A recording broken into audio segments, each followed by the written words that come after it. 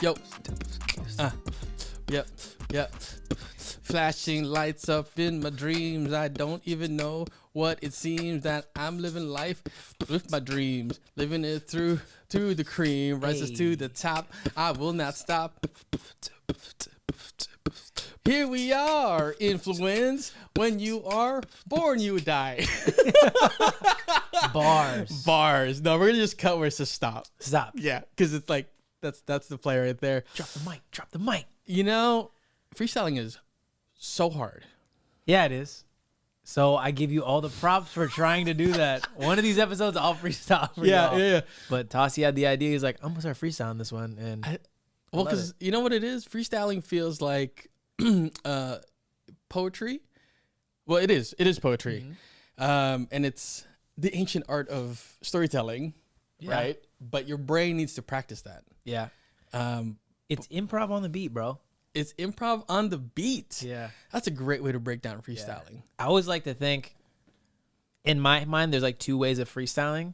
And one is like for the crowd work. So you have to set up punchlines. So if you give me any word, give me a word right now. Total. Okay. Total,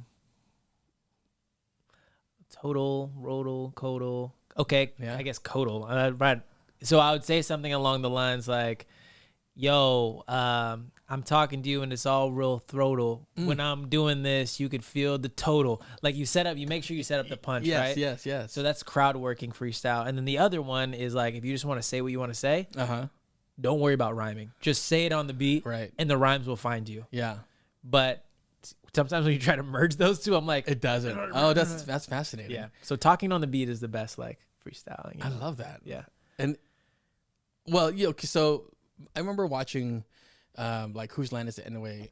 And seeing, Wayne Brady just attack it, right? I love Wayne Brady. And it makes me think of like every time I see that show, I think, damn, they're so creative.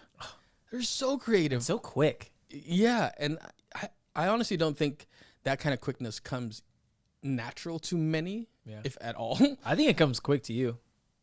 Well, thank you. In the improv form. Oh, sure. And I think the freestyling part is just like massaging that muscle. It's discipline. It's working that. I don't work that on a daily basis. But that, when you think about like creativity, like anything else, right? Like when you identify that you're a creative person, it almost feels like that's year one again of a life. Whew. Right? Facts. And I in a lot of ways we are that. As I think human beings, we kind of like naturally gravitate towards identifying beginning and ends for things. And I remember thinking as a kid, like, am I creative?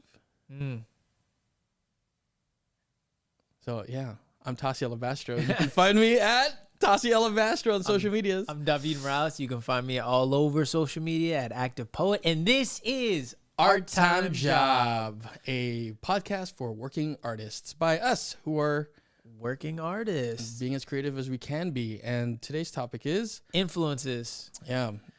And when nothing to do with creativity. Nothing, but I mean, but no, it has everything to do with creativity. Let's be real. Yeah. But like, when did we know we were going to be these artists? I don't know. Part of me is when I came out of the womb, I was like, you saw the light, Mama. What did I miss? Or what can I create? And what can I leave behind when I'm gone? I love that. Such deep questions after emerging from eternal warmth. Yeah, but like, when did you know you wanted to be a creative? Man. Was there a moment for you, Tasi? I don't think there was a singular moment that said, oh, I'm going to be a creative person. I think it was it's almost like I was doing a math problem and I stumbled on the answer. Yeah. And I say this because, like, as a kid growing up in American Samoa, I distinctly remember that when I was in high school, I was already drawing and sketching. And I love this story. I was gonna say tell this story. Oh yeah, I don't know if it's the same story, but we'll see. Bluetooth connect. Yeah. I was my best friend at the time. We used to draw a lot. Yeah. And, we used to read comic books a lot. And when we got to high school, I just remember, like, I went to an all boys school and there was a lot of bullying going around. Yeah. It is a story. And by some weird accident or whatever, my friend and I were like sitting down drawing, and one of the bullies in school at the time anyway, one of the meanest guys, saw my art, and I was drawing like, Muscleman comic book stuff, saw my art and was like, oh, that's cool, man, and like didn't do anything to me, just like looked at it and watched me work for a little bit, watched us draw, and he went away. And later on, I think I was maybe a sophomore at this point, I was starting to get kind of bullied by some of the tier 2 bullies, the not good enough bullies. Yeah. And I don't know, why I'm saying it, the alpha bully literally stepped in and was like, just kind of shook his head and was like, no. Basically like, don't try it. They're cool. Like, and it was such a revelatory moment for me. And this is how I remember it. And, mind you, for you out there listening or watching, I'm 40 this month. And I haven't been in high school since, last year. Yeah. So, this is my memory of that, right? As I kind of retell this story, is that I was saved by art. Bro, art became like the way for me to survive what would otherwise, I think, have been a abusing or, a bully-filled 4 years, right? And I still have those pieces of art with me. Like, they're on my Facebook. I have copies of them tucked away. And I always look back at them, not in like, oh, I was creative then, but as a way of saying, wow, I survived something that that through kind of just focusing on what I liked really, allowed other people to kind of join my world. Art saves lives. Saves lives. I'm so happy you said that story. I was hoping. I remember the first time you told me that story, I was like, oh, what a great origin story. What about you? What's kind of that road of creativity for you? Was there a moment for me? Let's get deep, and then I'll bring it light. All right, because that's like my whole brand. Let's go. I'm strapped in, bro. I'm tall enough to ride this ride. So, before I could remember, my dad, who passed away when I was 5, used to make a lot of videos of me and my sister, and he would always joke around and like, show me passed out with a bunch of beer bottles, and then my mom like walking in, be like, "What happened?" Like just joking around all the time. He was in before TikTok was. He was already there ahead of the curve. I always think if like he was still alive, like we would have been YouTube like famous, because he just was ridiculous, just like pranking my mom and like doing all these crazy stuff. Mm-hmm. So then he passed away, and people would always like talk about how great of a person he was, and like there was like this shadow that I felt like I had to fill. But then people would always be like, you have his personality. And I was like, what is his personality? Because I never really get to know him that well. Right. But I know that I started exercising this playful sense that I had in classes, just trying to be a little class clown. Sure. Yeah. And I realized early on, maybe growing up around women, that I have a really good sense of listening.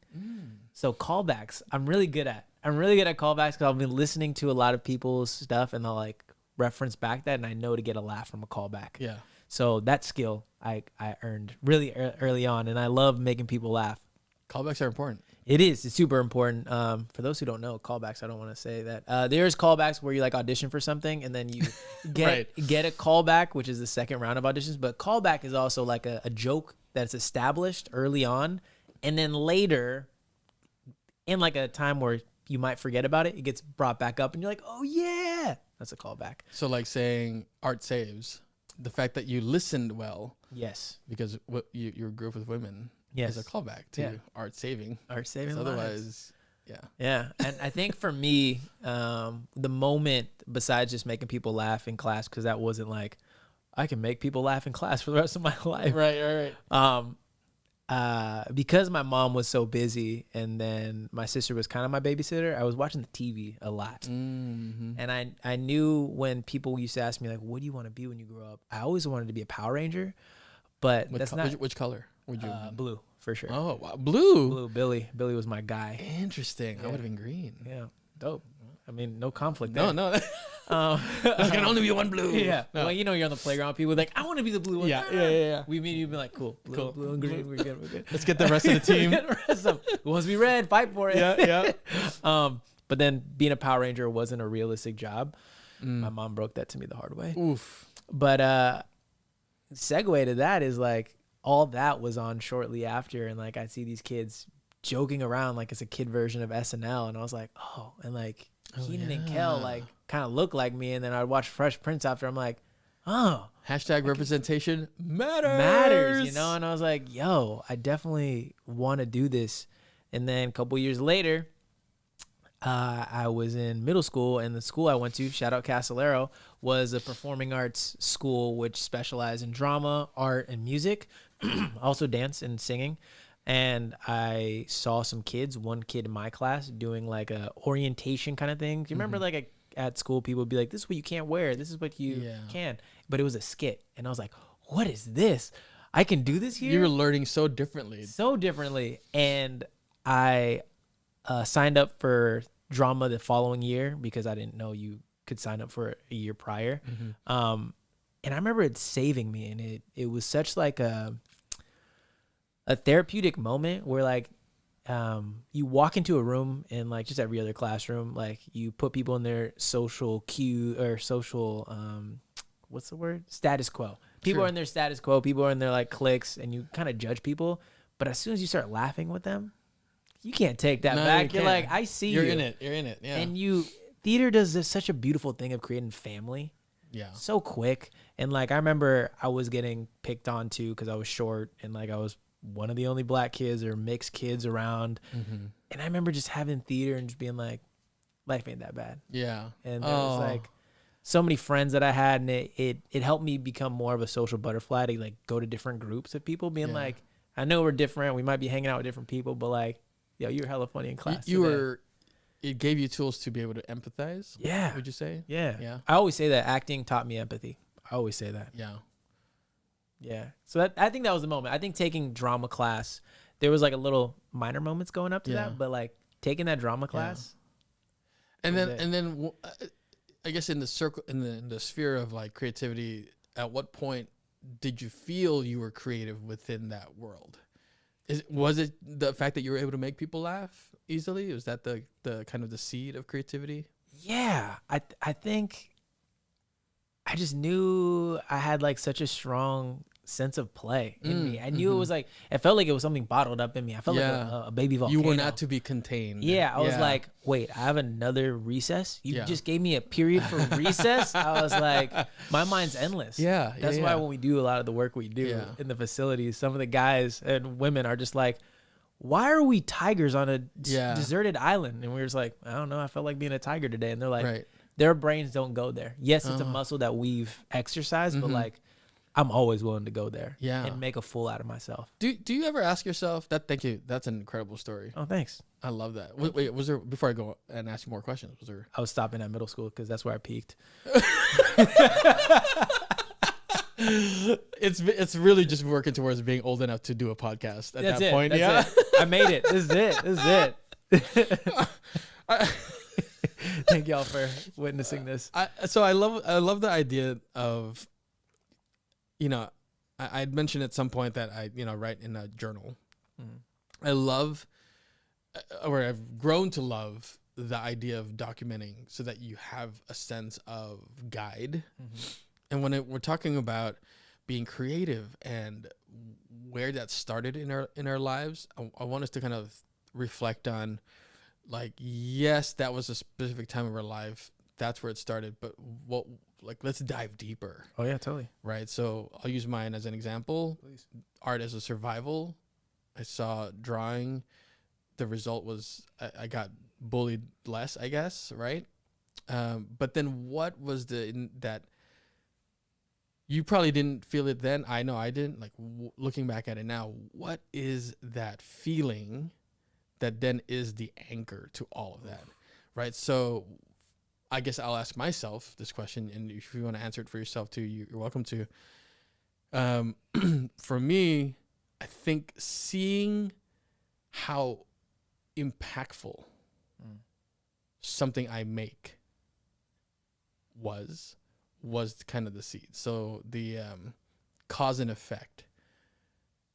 And I say that out loud because when I think about some of the ways that I approach theater work or like acting work, there are days, and my partner will kind of jokingly say, you know, I've noticed that in some, like, at some point in the process, you throw everything at the wall. And then you come back the next day and it's super refined. And when I laugh because I'm like, oh, I guess I do that. And I don't notice it. I just kind of like wild out. And it's not even early rehearsal. It's literally like maybe the week before tech. So like, you know, for any director out there, like, I want to work with Tasi, maybe. Yeah. Be warned that this can happen where I don't know I'm doing it. It's just like, you've never done that. Where did that come from? And I might not have an answer for you. And I've investigated this, and I think it ties back to that day in high school when I start to examine the cause and effect. If I do this, what is the effect of that?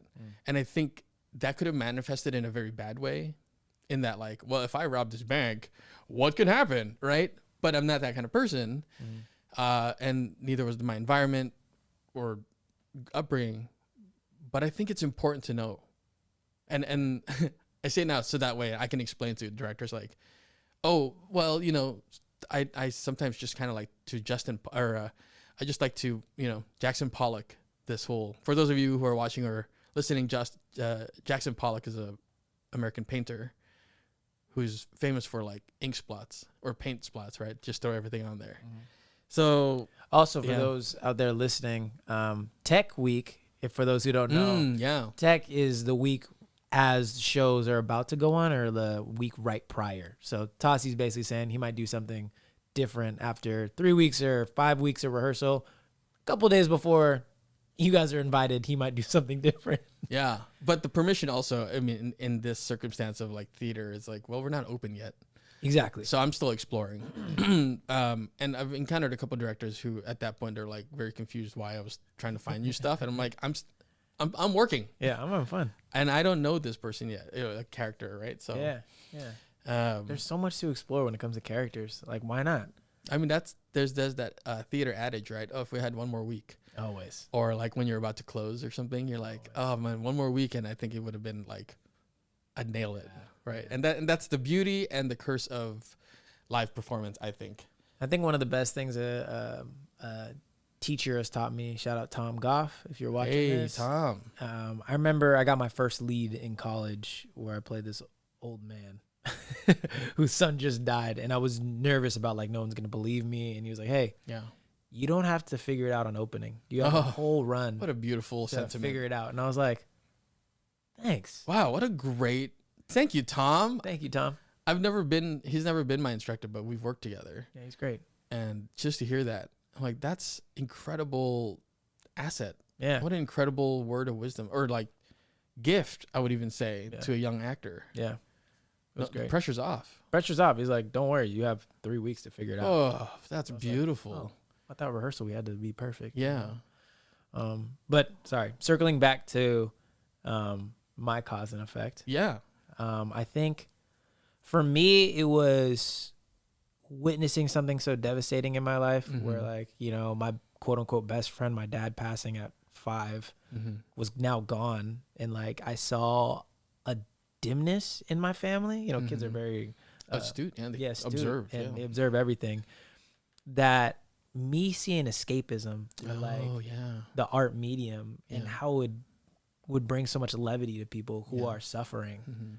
I think that's been my like anchor point, that the fact that I could be going through so much stuff and something can make me laugh. That me not knowing there's a bunch of other people having other lives, probably going through other stuff outside of yourself. I could be that for them. Wow. You know, so you're making me cry right now. Don't cry, dude, because I'll cry with you. No, it's a joyful cry. No. That's a very hard lesson. Yeah, and I mean, it's a blessing and a curse, right? Getting that at a young age, because like I don't know who I'd be if my dad was still alive. You know, who knows? I don't know if I'd be the same lighthearted dude, you know, who's just like, life short. Like, I'd rather not leave you on bad terms, and I'd rather leave you with a smile and being like, that guy was weird. You know? Yeah. Like, he tried to make me laugh today or something. I'd rather leave you on that than like anything else. Yes, that's the lasting impression. Yeah. Which I think is more powerful than the first impression. Yeah, of course. Yeah. Make a lasting impression. Yeah. That's why I think when I'm in a room, yeah, first time I'm like very quiet. Uh-huh. I observe. Yeah. I use my superpower of like listening, like, this Yeah. is their sense of humor. Gotcha. Yeah. Oh, I like that you call that your one of your superpowers. It is. That's great. Totally. What a nice thing to embrace. I like that. Empathy and observation are definitely some of my superpowers. Yeah. I lock in. That's in your special skills on your resume too, right? the secret menu resume. I love that. Yeah. Only Nick Fury knows about that Okay, one. yeah. You got to kind of scratch and sniff. Yeah. Oh, empathy. Yes. Wow, that's awesome, man.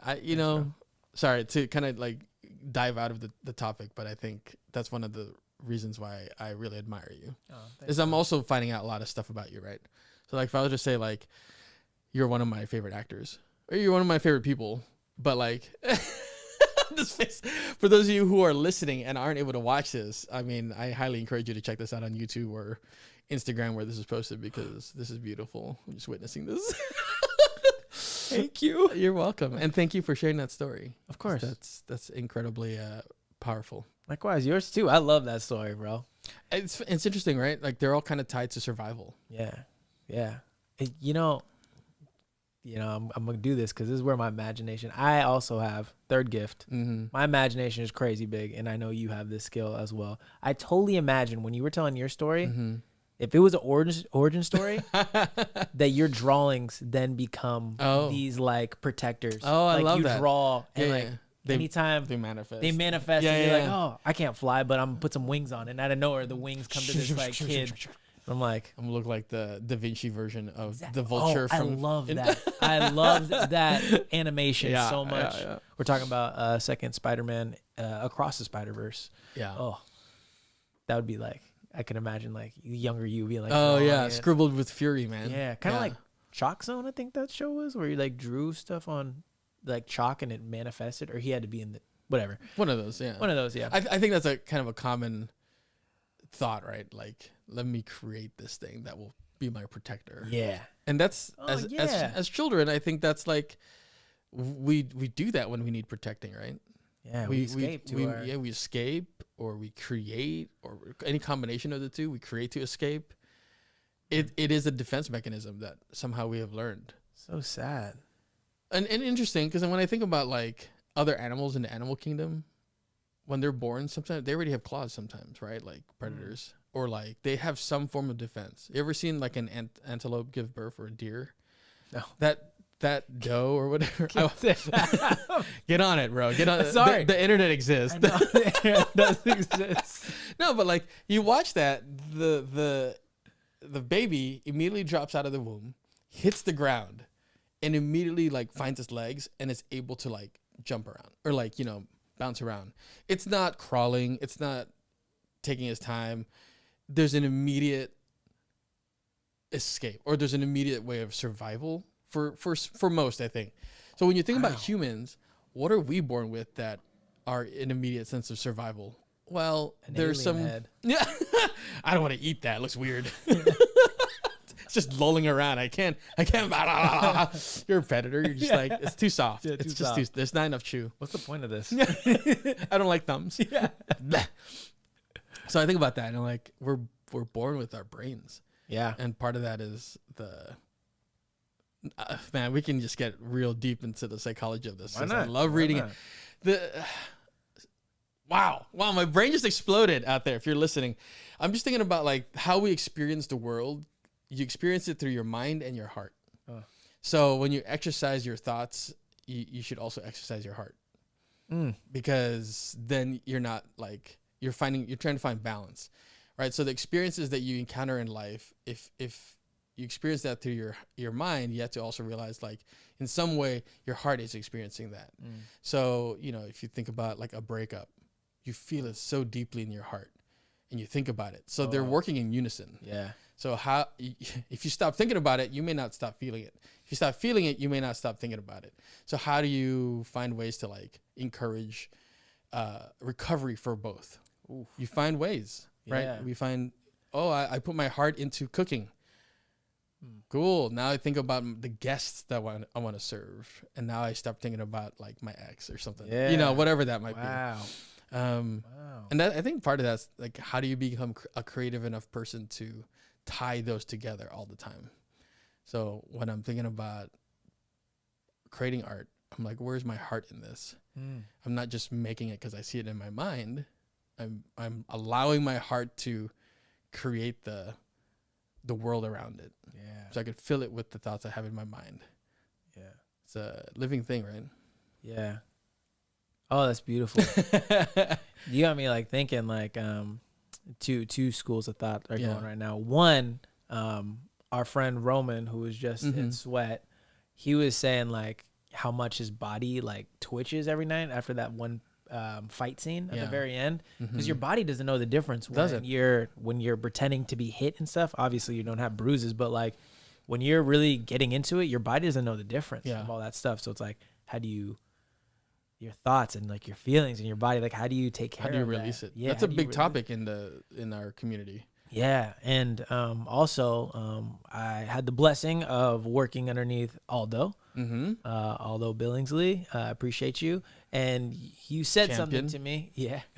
He said something to me, and I don't know if it's his or he got it from somewhere else, but we were talking about like artistry, and he was like, great art is always going to cost you something. Ooh.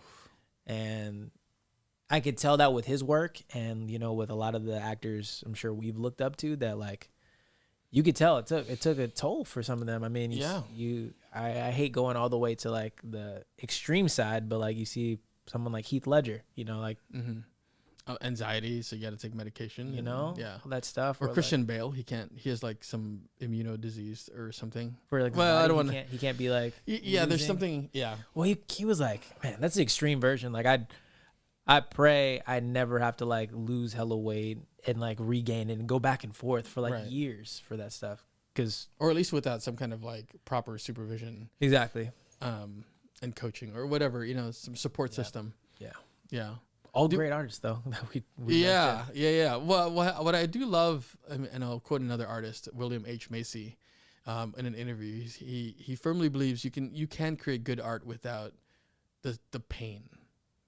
Meaning like you don't, you know, like how sometimes there's this misnomer of like, oh, you need to be a struggling artist to like really be an artist. Right. You can be an artist if you say you're an artist. Like you just go and do it. Claim that. Claim it. You an artist? You an artist. So you don't need to feel like any kind of dark emotion to become a great artist. Yeah. You just have to find out going back, you just have to find out what's in your heart and what your mind wants to, what you want to say. Yeah. That I think is a good ingredients for good art. Yeah. I think you can without even, since you said it about like your heart and your heart. Why did I point to my head when I said heart? Your brain and your heart are like both experiencing this. Yeah. I do like the psychological of dark characters of like, how would you get there? Because I always love when you can sympathize with the villain. Yes. That's when you can tell. And I feel like that's our job too as actors. It is. You're not supposed to, I mean, you can hate him, but like if you also understand, you hate him, but you like also understand. You have to understand them. Oh. Yeah. Oh. They're the main character in their story, right? I love the villains sometimes. I know I'm a hero. Yeah. 100%. Always going to be cast as one, but like the villains sometimes. Do you have favorite villains? What a question. A favorite villain off the top, Killmonger comes into my head. Oh, wow. Yeah, talk about that. Because I understand him. I'm like who, like both Black Panthers. Let's talk about both of them. Sure.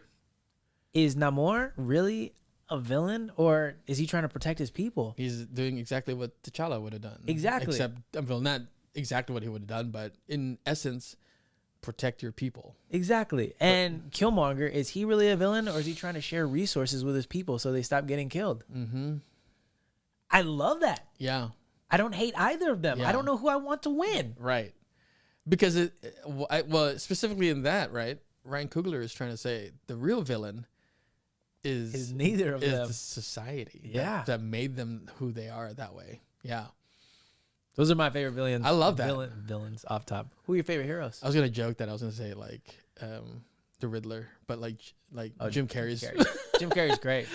But he's not. But for some reason in my mind, he always pops up like, Yeah. He had fun with that. And, Yeah. you know, I can't ever get mad at any Jim Carrey role. The only one I didn't like was the number 23, but like I could tell he's just having the most fun when he's on there. Like all his bloopers. yeah, Great. great. But favorite heroes, since you asked me villains. Oh, heroes. Yeah, I'm switching on you, Oh bro. my goodness. Wow. We should. Oh, you know what? Rick from the Mummy series. Well, you know, so I can't remember his last name, but Brendan Fraser's character, Rick, Okay. because I think he's sort of billed as kind of this prototypical like adventure man, but because it's Brendan Fraser playing him, and Brendan Fraser, I don't know if people knew this about him or like ever get the sense from him, but he's like a deep, sensitive, thinking person. Yeah. Who plays characters that are not necessarily that, right? So you think about like George in the Jungle. George in the Jungle, Encino Man back in the 90s. He plays this caveman who's thawed out in Anaheim, who's like, you know, brought back to life. Right. And then you have like Rick, who's supposed to be kind of like this chisel, adventure hardened guy, but deep down he's like this caring, kind individual who just happens to do all the things that he does, right? And so when I think about him as a hero, it's that sense of you have the label, but you're also deeper than that. Mm-hmm. So I always think about that, like as a, like, damn, that's, you kind of want to strive for that. Like I don't mind if people put labels on me, and then they get to know me and they're surprised. I love that. I love that because that's such an opportunity. Yeah. To surprise, you know, to be able to surprise someone. That's, you know, my friend Chuck has that ability.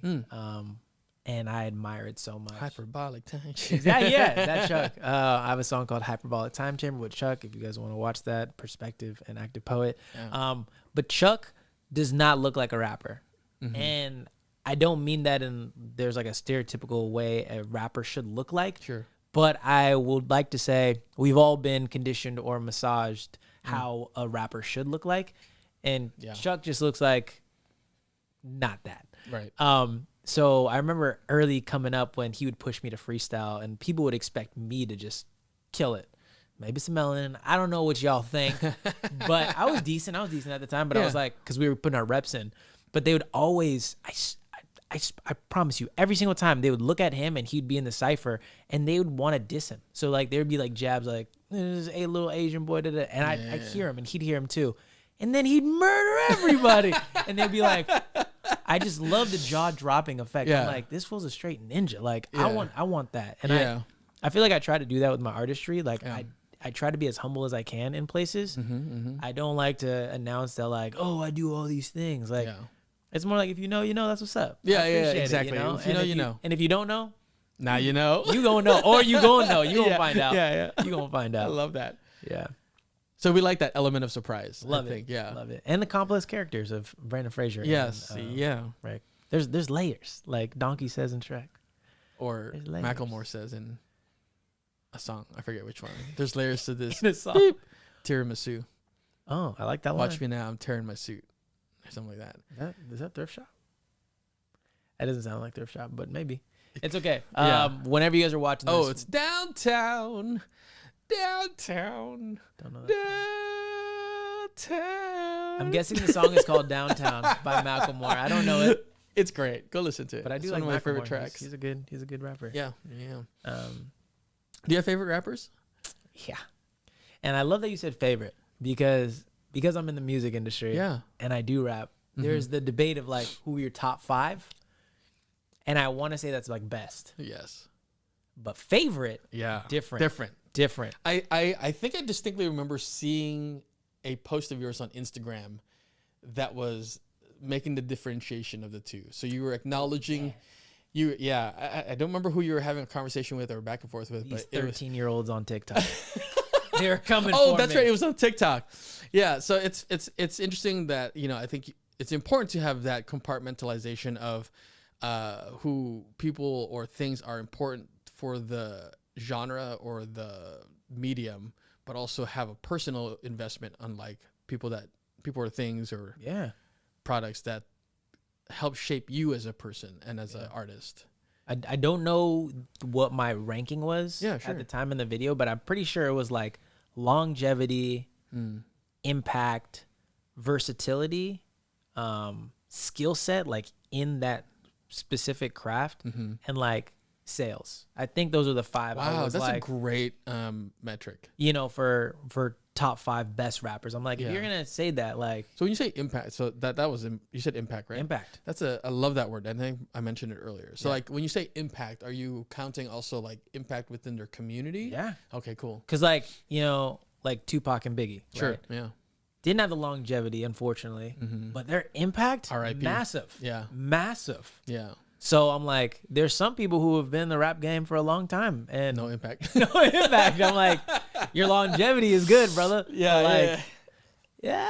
Where's your balance? Exactly. Yeah. So it's like, you know what you need to make? Have you ever seen those in video games? They have what looks to be a spider web, and then you put points based on like, like, oh, they're strong or they're speed. Yeah. So you create the shape like it looks like a pentagon. I Almost. know exactly what you're talking about. You should make one of those, but for artists, or like I guess in your case, like rappers, right? Yeah. And then and have people vote in. Just to kind of compare. Oh, of course. Oh, that'd be so fun. Like, oh, I think Biggie's like his lyrical genius is at a 5 out of 5 or something, right? Man, that you're trying to make the internet go crazy. Dude, people love to talk about like who's the best rapper. It's divisive, right? So I'll just say my favorites. Okay, go for it. That's easier for me to talk about. Blue.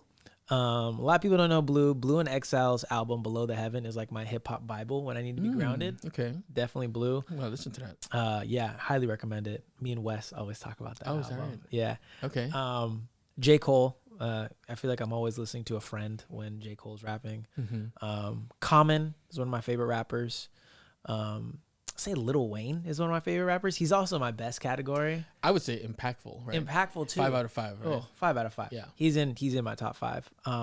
Andre 3000 from Outkast, because I don't know a more creative artist. No, it's like he's saying, I got something to say, and let me say it in all these different ways that I can't say it. Yeah. And I don't give a F Yeah. how you perceive it, because he just goes, man, Yeah. He's acting. Yeah, he is. He's a character. Speaking of, did you see when he was in Japan with his flute, or his like Yeah. indigenous flute? It was just like, Yeah, we were like Andre 3000. That's what I love. but he's got about an him. album coming out. Yeah. So I mean, it might be out by the time this is out. I don't know. Who knows? Oh, I'll be listening. Yeah, I'll always listen to him. Yeah, I'll throw Lauryn Hill in there too. One of my favorite. Yeah, because her impact is great. Immense. Yeah. And I think Say that for as an artist and as a person, they really stood for. They're like that, that Ali thing. Yeah. Where the name Lauryn Hill is so ubiquitous with the R&B, hip hop, and like, when was the last album she made? Oh no, El Boogie, y'all. But she just. But exactly that, right? Like, her impact is tremendous. Yeah. Yeah. No, I'm just gonna put those right now for some of my favorites. I don't want to. I can go forever. Oh, that'll be a separate episode for sure. Forever. Bonus it's outtakes. just me just going the whole time. And I'm like, oh, you done? No. I'm only on 348. I love that. Okay, well, I can't say I have a favorite musician artist, because I'm terrible with names and lyrics. We saw from the Macklemore example, but keep going. That's right. Although if you ask me to like do like a verse of Bombastic by Shaggy, and you have it playing, I might just do the whole thing. So Telefantastic. I don't know why that's freaking logged in my brain, but good song. But I will say like favorite actors. I think that kind of inspire me. Gary Oldman. Okay. And I think purely for the versatility of his instrument, right? Like. Leon the Professional. I guess the two movies that I'm just like, whoa, you could not be more opposite. Leon the Professional, if you've ever seen it, it's with Natalie Portman and Jean Reno. And he plays this like really psychotic detective. I mean, you just don't know what he's going to do. Even his subordinates, even his like the people on his team don't know what he's going to do. He's like a loose cannon, but like a focused killer. Ooh. So it's this dichotomy of, yeah. Love it. And so what he brings to that is a sense of danger through the unexpected. And then you have his character, Zorg, in Fifth Element. Yeah. That's him. And he's got this like Texan out accent, and he's kind of like snivelly and slimy, I guess could be a word, right? And like who thinks he's bigger than the world. So whereas one character owns the world that he's in because he's a detective, he's in a place of power. The character in Fifth Element is in a place of power, but has such a low status in the overall global storytelling. And so when I'm thinking about that as a performer, as an artist, I'm thinking, how do you approach those and know that like you're collaborating with other people? So to have that skill set to just be brave enough to go, this is my rendering of this character. Let's see where it can fit. Amazing. Yeah. Right. And obviously it takes a lot of collaboration to kind of fine tune the details that we don't see. But the creativity, as we were talking about, and the permission of self to go, you hired me for a reason. Yeah. And this is what I'm bringing. I think is a huge, huge asset to any artist. And I you know, I can go on with my list too, but I'm gonna just keep it at one. Yeah. And I say Gary Oldman, and you know, obviously there are women and non-binary actors that have recently been like, man, they're rocking. Yeah. But as a younger artist, Gary Oldman was up there because of those reasons of like, I want to be able to, it helps combat my imposter syndrome. And that's one of the reasons he's a favorite of mine, because I'll show up to work of any kind and I'm like, whoa, look at the people around here. What am I doing here? Yeah, right. And so I have to remind myself, I'm here for a reason. Yeah. I got myself here for a reason. Yeah. And that's hugely important. The real work when it comes to acting, there's a lot of work once you get the job, but the real work is auditioning. And once you get the job, that's when the fun starts. Bonus. So when you get to play, you are there for a reason. Yeah. Always remind yourself that. So thank you for that reminder, because I need that some days. I totally need that. On that, I'll say one that I really love and admire. Robin Williams. Oh, one of my favorite actors. I mean, Hook, I think might be one of my favorite movies. Yeah, it's in my top 5 favorite movies. Yeah, so versatile. I can see how that ties into what you were saying earlier, though, about like being lighthearted and also like escape. Yeah, because what is Peter Pan about? Well, what is kind of that world if not escapism? Man, right? Because I think the original story, not to get too deep into like Peter Pan lore, but I think it's like it's supposed to be like orphans. Yeah. So like, how do orphans escape? Mentally. Imagination. Yeah, mentally. You're doing it, Peter. You're doing it. Yeah. So there'd be times. So you know, for those out there listening or watching this, there'd be times Dav and I would be out doing something, working or whatever, and we see success in each other, and either we'll just look at each other. You're doing it, Peter. You're doing it, Peter. Because of that reference in Hook. Yeah. So, which, by the way, if you have not yet seen this movie, man, get on it. I don't care. It's timeless. It's classic. I might even just crow at Tasi for being Rufio right now. I mean, it got Dante Basco in there. Man, let's go, young Filipino actor. Yeah. Man, he was my hero. I wanted to be Rufio. We'll meet him someday. someday. We will. He might be on the podcast one day. Might be. You know. Who knows? Bay Area. Hey. Yeah. Dustin Hoffman. Oh, Dustin. Yeah. It's a Hook. Anthony Hopkins. Yeah. And I forget her name, but anyway, great film. Great films. I also think it's okay. I mean, there's so many other actors. Oh, Maggie Smith. Maggie Smith. Yeah. Like Will Smith and like people that I've wanted, to work with and be with, and hopefully I will one day. But I also think it's okay. Me and you were talking about this. Yeah. To like let our influences take us to a certain point and realize when they don't serve us anymore, and we want to branch away from that. Yeah, that's super important, right? Yeah. I think that's a challenge for some people because it feels like a betrayal of self. Yeah. You're betraying your younger self. Like if you say like, oh, I don't like that anymore.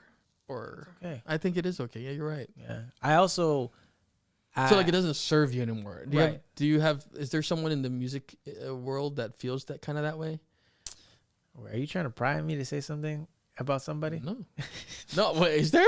No. Well, I feel like everyone, I mean, listen, I'm going to change. Now I'm curious. There's like a hot topic, right? People just bashing Kanye right? Oh, sure. Yeah.